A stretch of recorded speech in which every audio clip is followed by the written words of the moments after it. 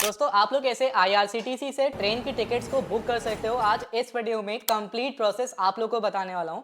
यार अगर आप लोगों को ट्रेन की टिकट्स को बुक करना है तो आईआरसीटीसी ऐप की मदद से काफ़ी आसानी से आप लोग ट्रेन की टिकट्स को बुक कर सकते हो। लेकिन ट्रेन की टिकट्स को बुक करने के टाइम कुछ ऐसे पॉइंट्स हैं जिनको ध्यान से समझना बहुत ज़रूरी है एंड उन पर ध्यान देना ज़रूरी है। तो मैं काफ़ी आसानी से इस वीडियो में आपको बताने वाला हूं कि कैसे आप लोग आईआरसीटीसी से ट्रेन की टिकट्स को बुक कर सकते हो। ट्रेन की टिकट्स को बुक करने के लिए सबसे पहले आप लोग को आईआरसीटीसी ऐप को ओपन करना है। जैसे ही आप लोग आईआरसीटीसी ऐप में आते हो आपके सामने इस तरह का इंटरफेस आ जाएगा। अब करना क्या है, यहाँ पर आप लोग को सबसे पहला जो ऑप्शन है वो ट्रेन का ही मिलता है। आप लोग को इस ट्रेन के ऑप्शन पे क्लिक करना है। क्लिक करने के बाद आपके सामने इस तरह का पेज आ जाएगा। अब हमको टिकट को बुक करना है तो उसके लिए क्या करना होगा, आप लोगों को जो पहला एक ऑप्शन दिखाई दे रहा है बुक टिकट का, आप लोगों को इसके ऊपर क्लिक कर देना है। क्लिक करने के बाद आपके सामने इस तरह का इंटरफेस आ जाएगा। अब देखिए यहाँ पर आप लोग सेलेक्ट करोगे कि भाई कहाँ से कहाँ तक के लिए आप लोग को टिकट को बुक करना है और बहुत आसानी से आप लोग को समझाऊंगा, तो बस आप लोग को ध्यान से समझना है।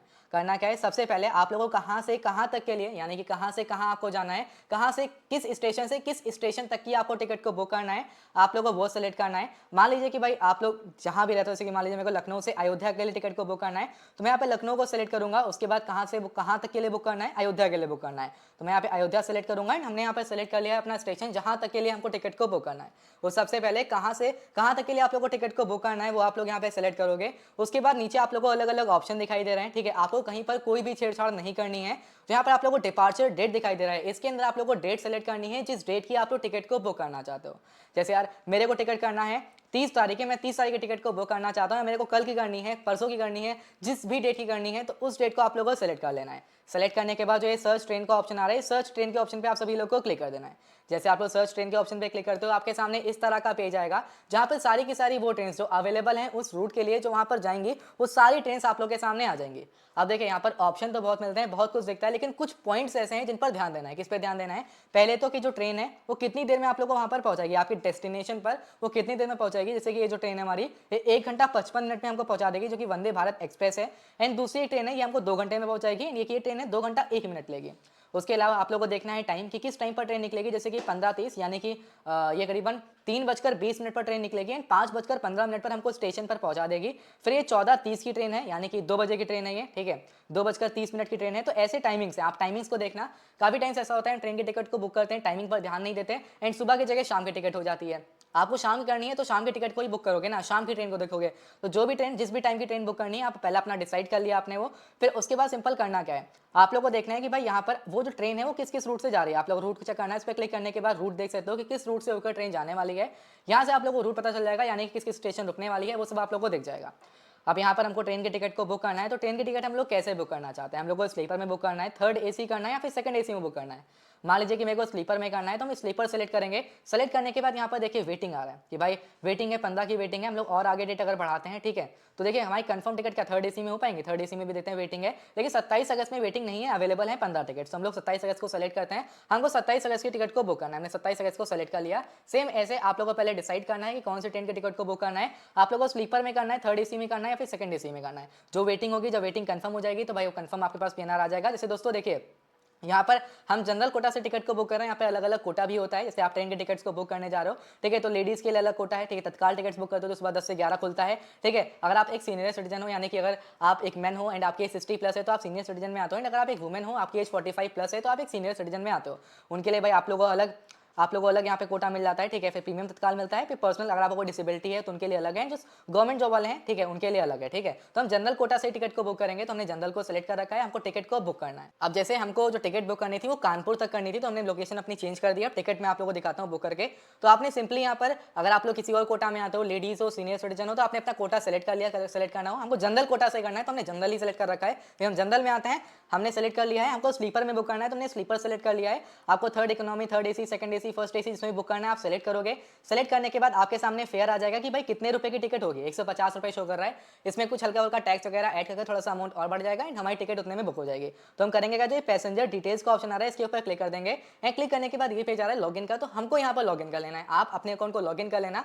अपने अपना अकाउंट अगर नहीं बनाया है तो यहाँ पर रजिस्टर यूजर का जो ऑप्शन आप लोगों को दिखाई दे रहा है, इस रजिस्टर यूजर के ऑप्शन पर क्लिक करने के बाद आप लोग अपने अकाउंट को यहाँ पर रजिस्टर कर सकते हो। मैंने आईआरसीटीसी पर अकाउंट कैसे बनाते हैं उसके ऊपर वीडियो बनाई हुई है, डिस्क्रिप्शन बॉक्स में लिंक प्रोवाइड कर दूंगा। दूंगा, आप लोग उस वीडियो को देख लेना। आप लोग सिंपली मतलब कंप्लीट वीडियो को वॉच कर लेना। मैंने बताया हुआ है कि कैसे आप लोग IRCTC के अंदर अपना अकाउंट बना सकते हो। अब जैसे हमने यहाँ पर अपने अकाउंट को लॉगिन कर लिया है, हम लोग नॉर्मली पैसेंजर डिटेल्स पे क्लिक करते हैं, कंफर्म पे क्लिक करते हैं।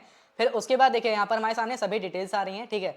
अब करना क्या है, यहाँ पर आप लोगों को सबसे पहले तो पैसेंजर्स को ऐड करना है। देखिए पहले एक बात का ध्यान देना, मान लीजिए कि भाई यहाँ पर आप लोगों को बोर्डिंग स्टेशन अपना मतलब बोर्डिंग स्टेशन जो है वो चेंज करना है। मान लीजिए कि भाई जैसे ट्रेन जो है ए से लेकर जेड तक चलती है, ठीक है, लेकिन आपको जो बैठना है ना वो आपको बैठना है सी स्टेशन पर।